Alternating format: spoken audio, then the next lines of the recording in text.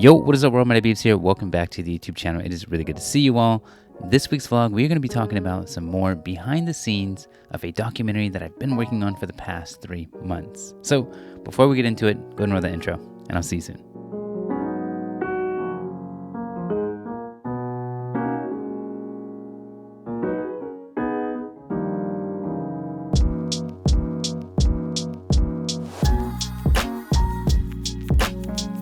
Alright, so first and foremost, I just want to thank everyone who's been watching the last several videos. I've been having a lot of fun showing some more behind the scenes of the process and my approach as a cinematographer. So yeah, I just want to thank you for taking the time to watch the videos. They've been really fun for me.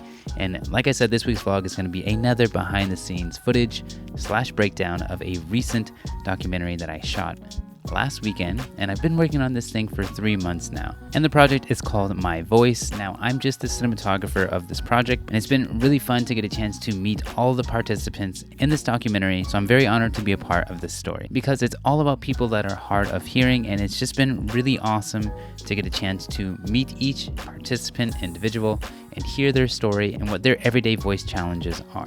So with this documentary, we've been doing a lot of interview setups, and now we've actually got a chance to do some performances. Now we've already filmed a lot of voice lessons, but for this video, I'm going to show you some of the performances and how I lit them, what the challenges were with the lighting, and how everything came together, as well as the interview setup that we had as well. Now, some things that I had to think of when we were going about lighting this entire scene, we had references from our video that we did last year, which you can see here. And that was kind of our same approach. The director wanted to have the same exact feel and have some sort of familiarity with this entire scene. So we try to recreate what we did last year, but with a twist. So what's really important about the performances is that the subject of each performance is well lit and stands out amongst the background. And you can think of this as the hero shot. We want each subject to feel and look the best that they possibly can. So here's how we lit it, and this was our approach. For the performance setup, we wanted to make sure that, again, the entire space was lit, which we actually did something that you don't normally do. We left on the house lights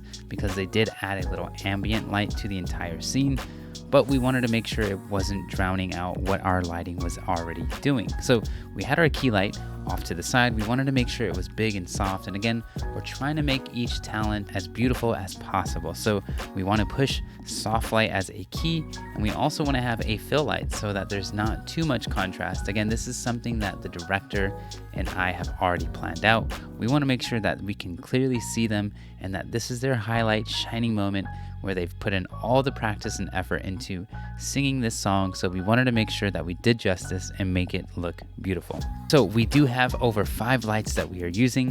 Again, one of them is the key light. The second is the fill light. We do have a nice hard backlight, and if you can see in the background, we have a circle pattern with light hitting that back wall just to add a little bit more interest and contrast separation with lighting for the teachers that are playing the piano. We want to make sure that they stand out and that they pop from the background. We don't want to lose them, which is why we added that back little light right there, right behind the pianist. Again, I just think that it adds contrast to the image, and it's just another stopping point for your eye. Now, we also had this plant in the background that you can see. This is something that the director really loves to do, having greenery, having something in the background, something in the foreground to just add a little bit more interest. Now with that, we had to light that tree just to give it a little bit more contrast again from that back wall that we were actually lighting as well. But again, the tree is being hit with a hard light, which is actually a 1K tungsten light, and it just adds a little bit more separation from the background. Now that back wall that you see, we lit it with the same exact light that we are using for our key light, but the approach and the thought process for that was just to add a little bit more interest to that back wall.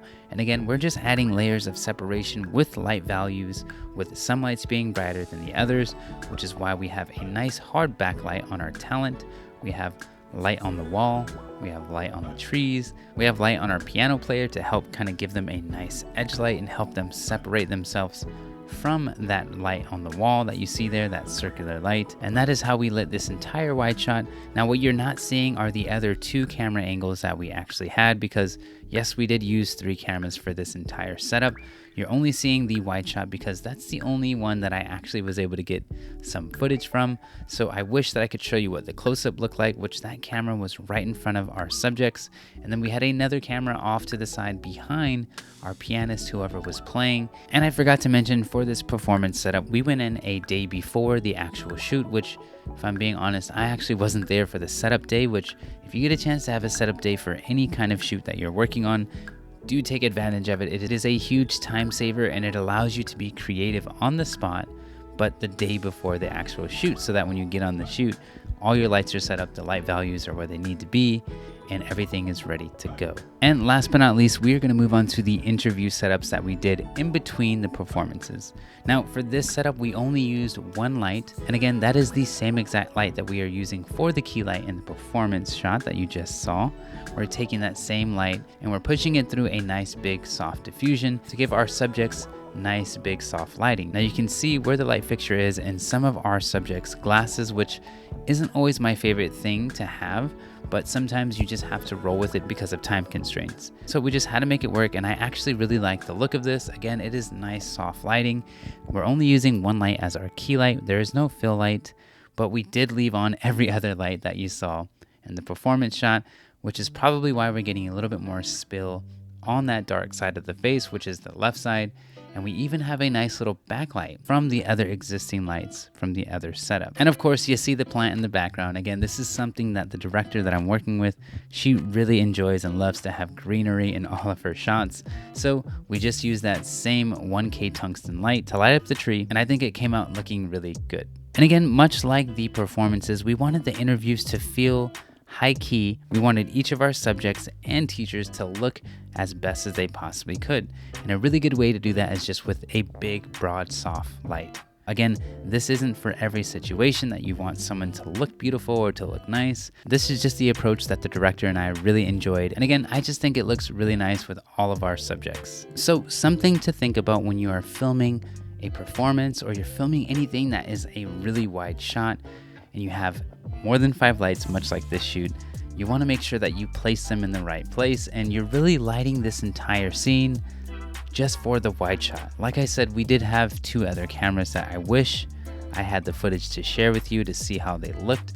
But again, you're really going to want to light for the widest shot that you have, because of course, depending on where you put each light, it may end up in the shot. So the approach that we took was to make sure that the widest shot looked as nice as we possibly could, so that when we moved in tighter with the other cameras with longer focal length lenses, they also looked really nice as well. So that was the 2 setups that I did recently for this shoot. What do you guys think about it?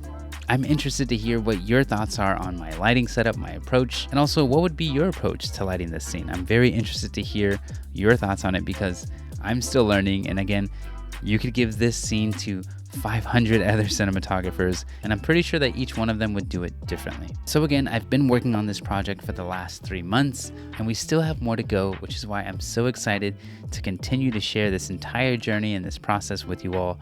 If you have any questions or comments on my approach, on my thought process, on the gear and equipment that I'm using, let me know down in the comments below. So if you enjoyed this week's vlog, you know what to do. Go ahead and do a super jump on that like button down below, and also get subscribed to the YouTube channel because every single Wednesday is a brand new vlog. I'm Matty Beeves, a cinematographer / student, and I'll see you all in 7 days. Fight on.